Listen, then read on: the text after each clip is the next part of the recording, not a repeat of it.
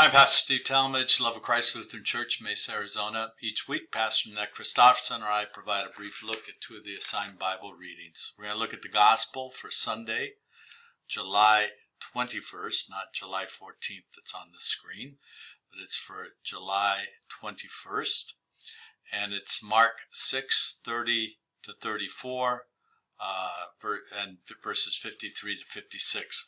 The lectionary kind of chops this reading in chapter 6 up, but explain that a little bit later here. So, verse 12, an earlier lesson that we had in Mark 6. So they went out and proclaimed all should repent.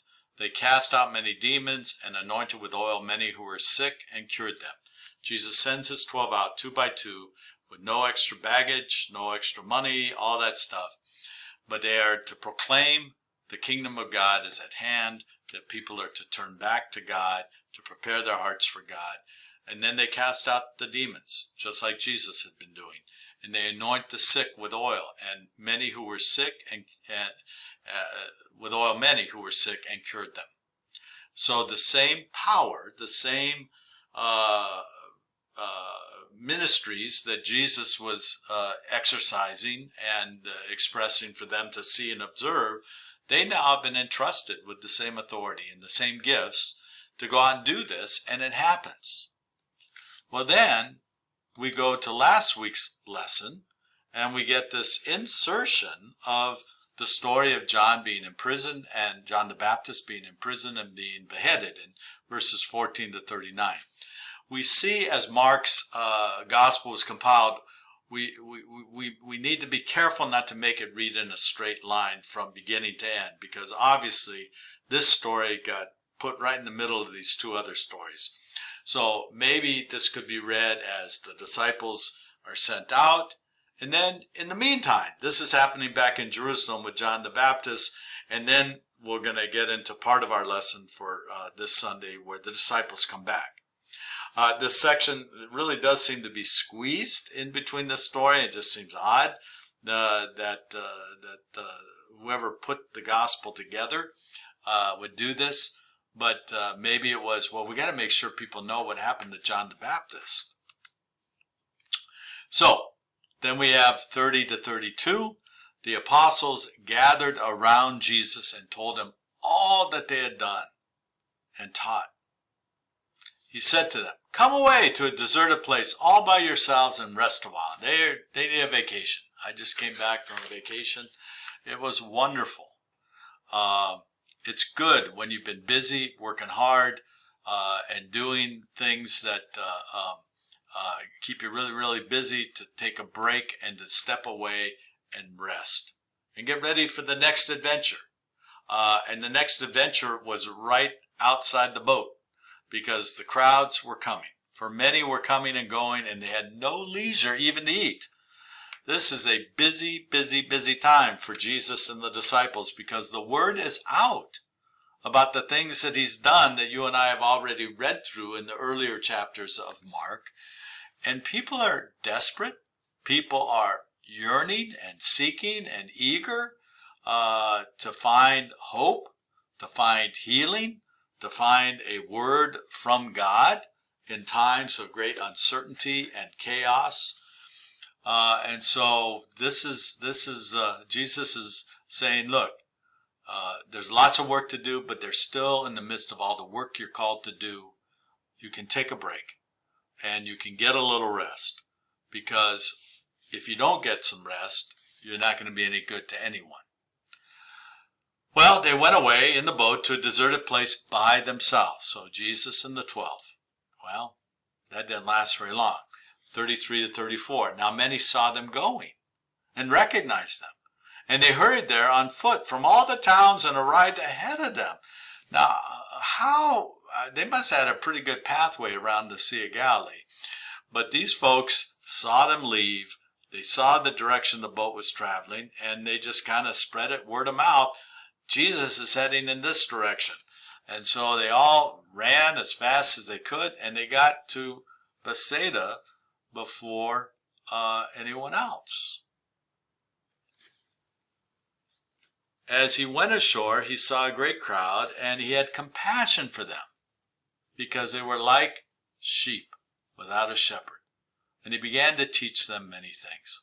So Jesus is not heartless. He's filled with compassion, and he sees the hunger. He sees the spiritual yearning in the faces. And so he takes the time to care about them. He takes the time to notice them.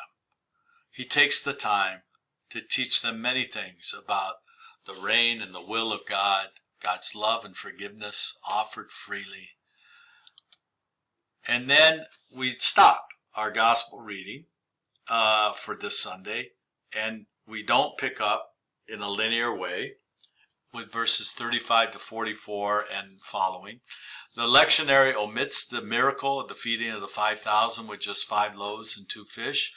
And I don't know the exact reason why this happens, but it's possible that in the other 2 years of our 3-year Bible lectionary, that story is going to be covered in Matthew and in Luke. So people who come to church, people who follow the lectionary will eventually get those stories. 45 to 46, we see Jesus sends the disciples ahead by boat to Bethsaida. He sends the crowd away and then climbs a mountain to pray. So here's a little map. So we're in Capernaum. We're heading out to Bethsaida over here to the northeast. And Jesus decides he needs to get a break. And he needs some time with God the Father. And he sends the disciples on ahead. Well then, not in the lectionary reading, 47 to 52, the disciples appear to be stuck in a windstorm on the water before landing in Bethsaida. Jesus sees them and walks on water toward them. Again, they think he's a ghost. They don't know what, they've not seen anything like this before. So Mark is very good in this earliest gospel of the 4 to portray the disciples as folks who are often confounded, very hard-hearted, and they are unable to fully grasp who Jesus really is until after the resurrection. And it's amazing when you think about they had the most intimate relationship with Jesus, and they saw the many, many healings, and even had their own experiences of doing healings, and then calming the storm, the feeding of the 5,000, and walking on water. They have this experience, but they don't fully understand who Jesus really is. Then, when they had crossed over, they came to a land at Gennesaret and moored the boat. So let's go back to our map. You can see Bethsaida. Now they cross back past Capernaum to the village of Gennesaret. When they crossed over, they came and landed the boat there. And when they got out of the boat, people at once recognized him and rushed about that whole region and began to bring the sick on mats to wherever they heard he was. Mark is lifting up that common, ordinary folks saw hope in Jesus, and that in and through Jesus, lives were transformed.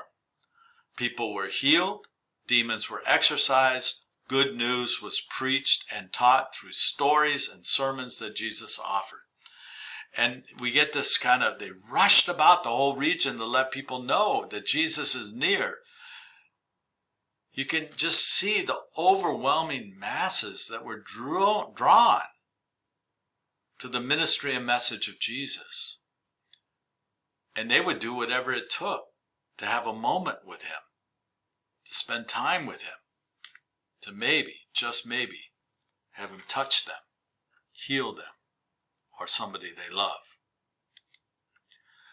Then 56, and wherever he went, into villages or cities or farms, they laid the sick in the marketplaces and begged him that they might touch even the fringe of his cloak. And all who touched it were healed. You can imagine the Roman government. You can imagine the religious authorities who have no control over Jesus, getting all the reports and maybe even eyewitness accounts of all that's happening through Jesus and his disciples. And there has to be a ripple of concern circulating at the highest levels in Jerusalem and in the other places around Israel where Jesus' reputation is being promoted. And so we're going to see the populace, the masses, are drawn to Jesus for what he can give them. And those in positions of power and influence are threatened by him because they can't control what he's doing, and he's demonstrating things that no one else has ever demonstrated. And now even his disciples are doing some of the same things, so this is going to be a problem, which we know if we keep reading is going to culminate. It's going to culminate in Jesus being arrested, crucified, died, and buried. But we also are going to see how this tension of who Jesus is can often be exploited, and it's been exploited in our own lifetimes and before, where people use the gospel or use signs and wonders to try to attract crowds and gather followings, where people are coming to church or coming to a preacher, an evangelist, or a faith healer for the sake of getting what they desperately want, but it's not always what they need.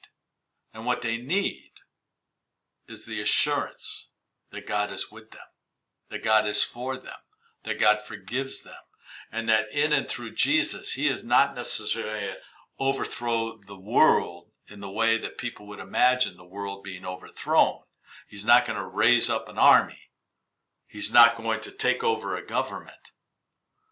He's going to enter into the brokenness of all these people who are coming to him and demonstrate that he's a God who's not above or beyond, but a God who is in and with them in the midst of their suffering, and through God's love is going to overcome everything, even death on a cross, for the sake of stopping the force and power of sin, death, and the devil once and for all. Well, read this lesson and ponder on it. But the popularity of Jesus cannot be denied at this point in Mark's gospel. But again, get to the end, you'll see it's kind of a lonely place on Golgotha for Jesus, because sometimes, even though we see and many have experienced wonderful things from Jesus, they aren't willing to go the distance, or once they've gotten what they want from Jesus, they simply wander away. Because the words of Jesus are going to call us to think less about ourselves and more about our neighbor. And that's not always what we like to hear. Anyhow, God bless. Thanks for taking some time to listen and read through this.